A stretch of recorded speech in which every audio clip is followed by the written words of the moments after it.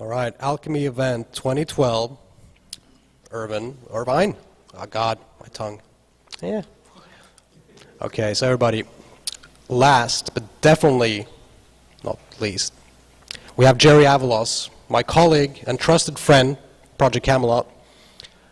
Jerry has contributed on so many levels. It's kind of hard to express in like a quick little intro here. I mean, this guy, you know, he's hands-on. If you're like walking around, you know, the punch bowl, so to speak, with this guy, well, he's going to call you the turd in the punch bowl. Because, I mean, he's not afraid to call you out. And this goes for the dreaming, too, I know for sure. Because I'm like, oh, dude, I had this dream the other night, and I was like, I just can't figure it out. And I'm like so tired. And here it is, like, in a matter of, like, I mean, 2 minutes, depending on the length of the dream, I guess. It's like, well, here's the thing. You have to correct that. You have to look at that entanglement with that. And it's like, and I'm like, you know what? It's weird, but that actually makes sense. I mean, any other person listening wouldn't have been able to get any of that. Like, what?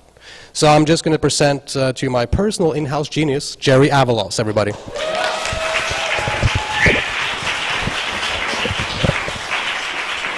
Thank you, Tommy. Thank you. That was a huge intro there. No pressure, right? So yeah, and it actually just quick remark. It has been a privilege and honor to work with Project Camelot. Like many of you out here, I was a fan too of them for years, and now being on the inside, so to speak, helping out, seeing how things really go, it's an amazing thing. And being with them actually has helped me hone what I'm going to talk to you right now, which is how to make $1 million with multi-level marketing. No, I was kidding. I'm just kidding. We get enough of that, right? Either way, yes, I'm here to talk about lucid dreaming, out-of-body experiences, and I have a laser. This is awesome. I have a laser, out-of-body experiences, and astral projections. I like props. I like to keep things lively. So I'm going to try to do my best here. And so, especially with this nebulous subject, because you hear the term lucid dreaming from time to time, you hear out-of-body experience, astral projection, and you wonder, what's the difference? And this is, for this talk, this is the context I'm going to be putting them all in, because ultimately they all amount to consciously interacting with and or remembering experiences in an alternate or parallel reality. Because no matter how you break it down, you know, whether you're investigating your own mind, body, and spirit, or you're interacting with other people telepathically, because this is something else that we can do and do actually do in the astrals while we're sleeping. This does tie into the human body resonance that Steve was talking about earlier as well, and this is part of information exchange.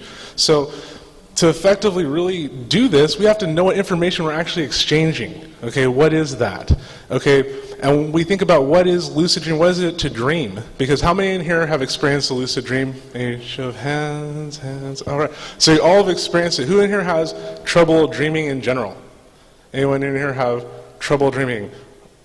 Okay, and yes, okay. And remembering, how about that? How many people have trouble remembering? Okay, I'm going to address all of these. I'm going to address that, and I'm also going to give an example of how to start to train your body and your web of associations, as I call it, to put yourself in a conductive state for lucid dreaming, astral travel, out-of-body experiences. So, with that being said, I'm going to move on to my next slide, which is the first technique, which has to do with understanding the dream symbology that we create with our own internal lexicon of our understanding of the universe. So my point of consciousness is going to be different from anyone else's in this room, in this existence, including if I had a clone next to me. Because to be identified as a clone on a conceptual level, that's differentiating. So we have two different parts. So either way, it all works down to that web of associations that I was just talking about, which has to do with how our subconscious communicates to our conscious mind. And I'm sure there's so many healers in here practicing all kinds of modalities, and we know we're working with the subconscious. What are we looking at? We're looking at traumas and such associated with experiences or preferences or compulsions. And so we're all talking about the same things. Think about this too in relation to intuition and practically applying it. What do we say? Oh wait, I was thinking about my friend and then they called me. Wow. You know, that's an associative memory. You had a kinesthetic associative memory. You felt this person calling. It's the same realm that you're navigating in the lucid dream. So, to effectively navigate, you have to know your body first. You have to know who you are. Why your web of associations creates the symbolism that's coming to you. Why we're even put in the out-of-body experience that places you in the room with those people happening in quote-unquote real time. Well, it has to do with your associations. So how do we start looking into that? We start thinking about everything in our day and how we think about it. So be hyper-aware of your day is what I like to call it. So instead of just looking at your hand, as some of the common techniques are, let's go beyond that. See, this is a good technique. I highly recommend looking at your hand, asking yourself, while you're awake, am I dreaming? I actually have a version of that a little bit later. But what I'm talking about here is everything, how you're processing the world around you. Because more often than not, I hear cryptic interpretations of one's own dream symbols. So that's really, what does that say? That says, I don't understand myself, because that was your perception. Because when we look at this, taking into context even the telepathic aspect of dreaming, it's very much like the internet. We all have computers, some of us have Macs, some of us have PCs. We're all looking at the same server. However, our computers and our configurations are slightly different, so that website's going to be rendered a little bit different. How sometimes the font's really small, sometimes the pictures are really big, some people's screens are horrible. This is akin to all the different blocks that we hear other speakers talk about, including not being tuned in with your pineal gland. So all the meditations, all the clairvoyancy practices, all of this applies to the dream world because we're all employing the same functions. So when we're talking about lucid dreaming, we are actually talking about intuition on a basal level. So this is why I ask those who study with me to reflect on how they perceive their world on a basal level. And when I talk about this, sometimes I refer to it as conceptual reality. Stuart Swerdlow, for those of you who are not familiar with his work, he was actually one of the children in the Montauk experiment, like our speaker previously just talked about too. And they call it hyperspace. But either way, it's the language beyond verbal language, beyond language itself. So in other words, like one of the examples I tend to use, it just kind of jumped in there, so I go with it. It has to do with, I use a chair. We have a chair, right? Now, chair in English, we know what that sound means, but somewhere else in the world, they have no freaking clue what that means, but they understand that that's a chair. Just like in any other galaxy in the universe, if they sit at rest, they have to what? Sit at rest. Those concepts comprise the context of the chair. So, if now it's places in the dream world, okay? The context of the chair, sit and rest. So we have a dream that we come into a blank void and we see a chair. And we're like, I'm compelled to it, but I feel I have to do something else, and everything's trying to tell me to sit down. I don't know what this means. Well, let's think about the concepts of a chair. It's the place to sit and rest. Even if you sit something else and rest on it, and you're wanting to do something else, as far as you recollect, your conscious mind is saying. So what your subconscious is relaying that signal to you is saying that you need to sit and rest. Or something that you're thinking about needs a rest. Or you need to, basically that's it. You need to sit down and do that. So these concepts interconnect everything due to those associations because we have rest there, which can, what I call, pivot into something else. And that depends on your association and the symbol of the chair itself, because that chair, depending if you see it like this, like one of these chairs, we have an association with these conferences. So it could very much be about information, spiritual understanding, but then if we see, I don't know, like an electric chair, we know, whoa, hey, I'm not supposed to rest myself in that area, unless I feel like getting electrocuted. And some people are into that, I don't know, maybe. But either way, ask yourself what these objects mean. Objects in your life, everyday objects in your life, ask yourself what they mean to you. Like, you know you have a cell phone. Fine, you have a cell phone. What do you use that for? What does it mean to you? You know, I know, especially in this common day, everyone feels attached to them. Well, what are those attachments that you're funneling through the cell phone? So some of those cryptic dreams that you could be having there could be having to do with something that let's say you talk to a friend on your cell phone a lot about some issues that they have. Now you might see the phone as a monster because you're tired of dealing with it. So these things like that help define that imagery depending on the timing of what's going on, and when the realization is supposed to happen. Because this does tie into things like clairvoyancy and remote viewing, because ultimately all of these webs of associations and all the dreams that we have are precognitive in a sense when they are applied to our quote-unquote waking world, because they're comprised of thought forms that are formulated by what we understand are the probability of what's going to happen the next day or in the immediate future or the probable future. Because our subconscious doesn't deal with time in a linear fashion. It's very associative, it moves around. It's always happening now, is how the subconscious processes things. And I almost lost my water again. I've been losing my water all day somehow. I don't know how. So I suggest, if you're interested in either inducing more lucid dreams or expanding what you already do, use an object that you see all the time and start asking yourself, what does it mean to you, and what concepts comprise those meanings? And just do that. And you might be able to rattle off a list real quick, and you might discover some new things that you didn't think about before once you do this. And this is, once again, a process of self-discovery. So if we want to do any of the cool stuff, you want to do any of the precognitive dream stuff at will on purpose, which is different than a spontaneous experience. Same thing with past life regressions, future life regressions, inner life regressions. It all has to do with being able to move through time, knowing that associative web. So this is why I say it's very important to know how you perceive things in your future. So now, how to essentially put yourself in a stable state to be able to safely and healthily traverse the astral plane. This is a little technique that I've come up with. I do call it stretch your consciousness. Because what it has to do with is, well, some serious Jedi work. Because what you're doing is you're bridging your web of associations to a physical response relating to specific brain frequencies, actually. So what this does, and since it's serious Jedi work, I'm going to have to pull out my lightsaber for this one, courtesy of Dennis and Charlie, excellent Skywatchers, extraordinaire. And as we see, what this does is allows you to now connect with your body. So those who may have experienced sleep paralysis, this will help you. This is actually gaining control of your body as your control of your intention while you're putting your body at rest. So, and actually, if I should do this right now, I'm going to run through these steps and then we'll just do it real quick. See, the point of this meditation is to be quick. To be able to go down and up in those brainwave functions. Now, this is practical intuition, okay?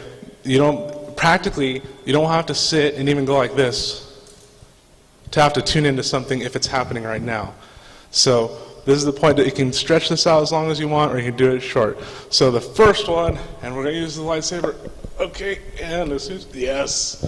We need a bigger laser. Okay, so just relax your body, paying attention to every single part inside and out, and release any tension. Now I say inside and out because take note of all parts of your body, and I literally mean that.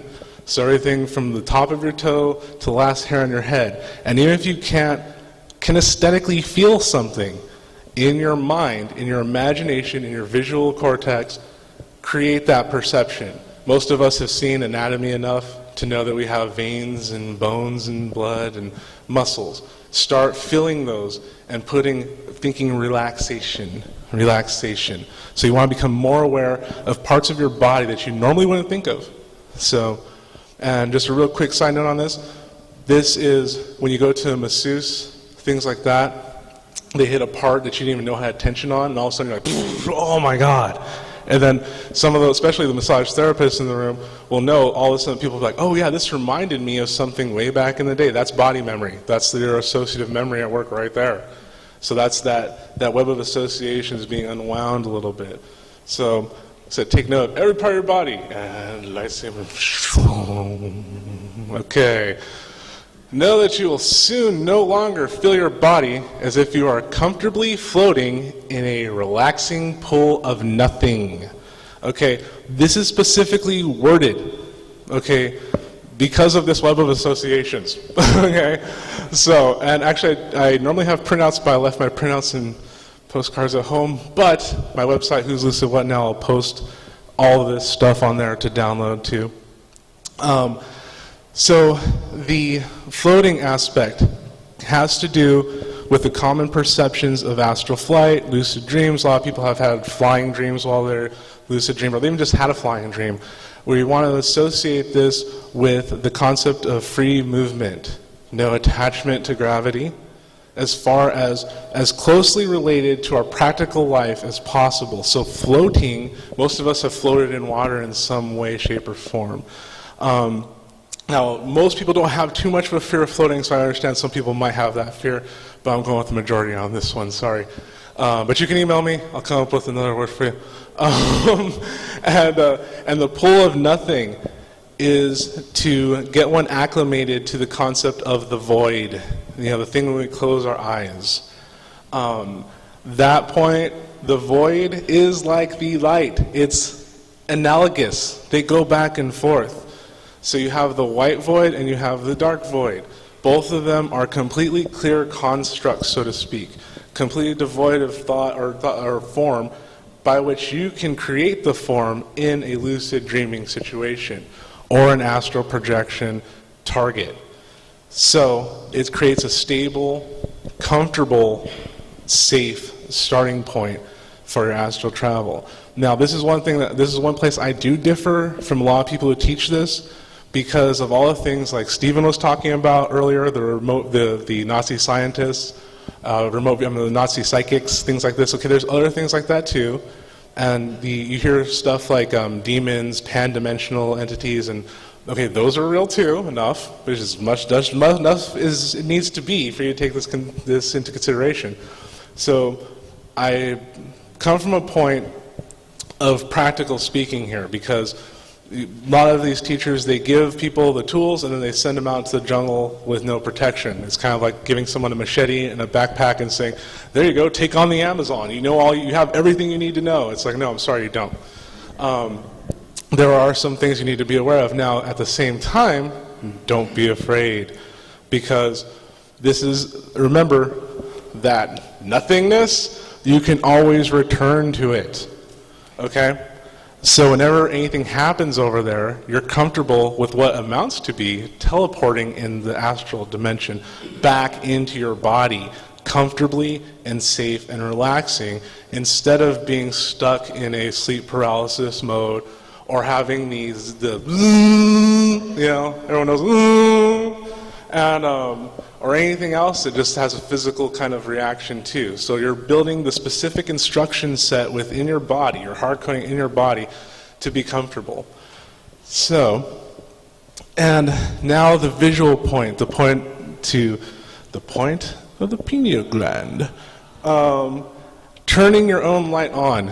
Now, creating the basal perception. Here we go. Number 3, allow your consciousness to become a static pool of observation, as if you are only a sphere of consciousness viewing reality like a TV or movie screen. TV and movie screen. Now, this is what we're mostly used to in relation to transmitting imagery, transmitting and receiving imagery on a basal level, and also has usually a safe perception of removal. So in other words, practically what happens for a lot of people is you start having a point develop. Usually, I don't know, for some reason it's about 3 feet out. I'm guessing it might have to do with our field or something.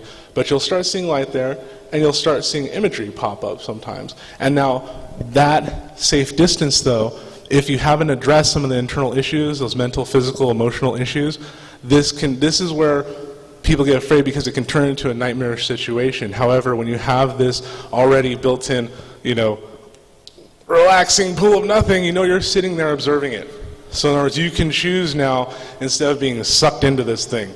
Because that's another thing that does happen with some of these teachings. It's like you're not really sure where you're going, and there's no sort of spring point. And that's very important, because or else you can be forced to go to your own counselor all of a sudden that you're not ready to deal with this emotional issue or this trauma yet, and now you're immersed in this dream, So this at least gives you a chance to consciously engage or not. So, that being said, let's do a quick version of this, because actually I'm not even keeping time at this point, so I have no idea what I'm doing on that. But, so go ahead and get as comfortable as you want, and I'm going to add a little something in the middle of this. And actually what I'm going to do is, if you fall asleep, great, actually. This is specifically for this, because what you want to do is you want to put your body asleep. You actually want to elicit a sluggish response to your conscious actions to move your finger or your arm, something. I'm jumping ahead a little here, but this is what I'm going to be doing. So just get relaxed, and I'm going to go ahead and guide everyone as we relax our body so you have an idea of how to perceive that. And so let's go ahead and start by taking a deep breath in through our nose, and then out through the mouth. However fast or slow you want to go, just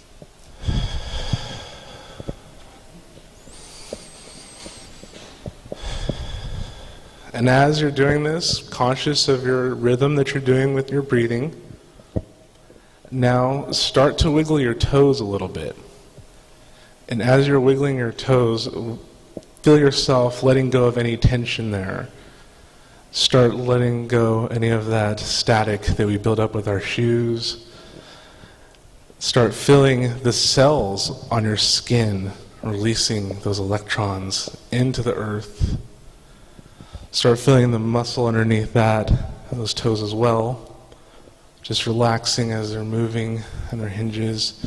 And start to feel as if now this relaxation is turning into an almost warm liquid feeling that's relaxing you while you're doing this, as if you're moving your toes in relaxing warm water. And it's making you feel so relaxed as it's moving and up your ankles. You're feeling the little bones in there. All the space is now moving and unhinging, relaxing, letting go of any tension. Up your calves.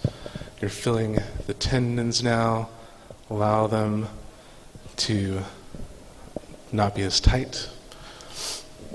To your knees, start feeling, release the tension in your kneecap. Do that. Think about that one. And as the calm, cooling water is moving, warm, whatever you're feeling actually, don't let me direct it too much there. If you're feeling cool, do it. Warm, either way.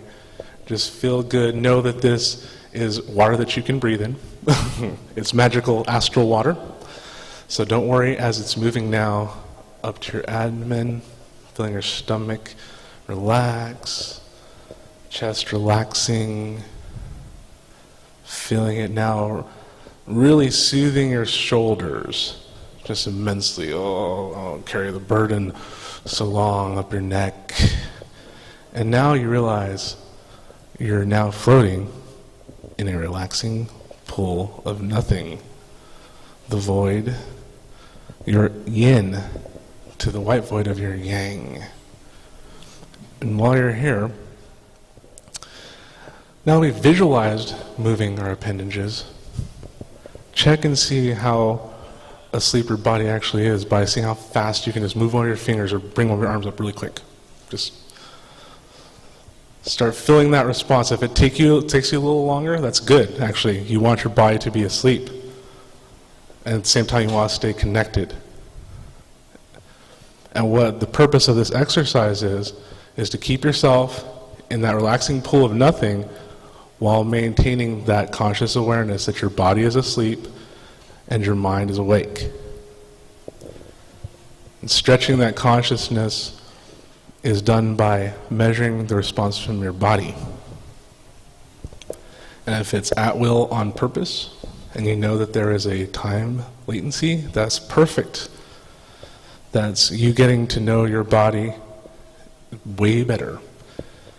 And if you know that you can put your body in that relaxed state, you can do that any time, including anything that stresses you out.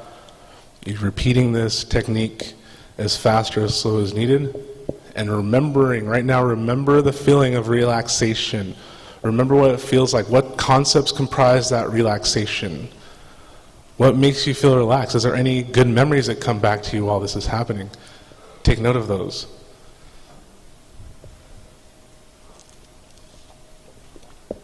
And since time is of the essence, and it is linear here, it's not quite the astral, I'm going to go ahead and bring it back into the body, because this can be an interesting experience sometimes. So what we're going to do is now, with still conscious of your breathing, now start to feel your chest move. Start feeling the vital energy from the air radiating out in your lungs to the appendages of your arms. Start feeling your arms again. You're starting to get movement, quick movement back, specific intentional movement back. Moving down the legs, moving our knees a little bit, wiggle the feet, tap your feet on the ground. That's actually a great grounding technique that a lot of people don't talk about. Stamp your foot on the ground, discharge those electrons. And actually that does translate into a great wake-up technique, quote-unquote, in the astrals, is with grounding intention, stamping. Works awesome. And symbolically, that also means standing your ground. So should you ever even encounter one of your own nightmares, you can always just stand your ground in the astrals and you'll see that context change. Okay, I'm going to wait till at least more people wake up. And this is good. And if anyone needs a nudge, feel free to nudge through your neighbor if the snoring gets too obnoxious. But I'll go ahead and start this one up because this is an important one and it's long.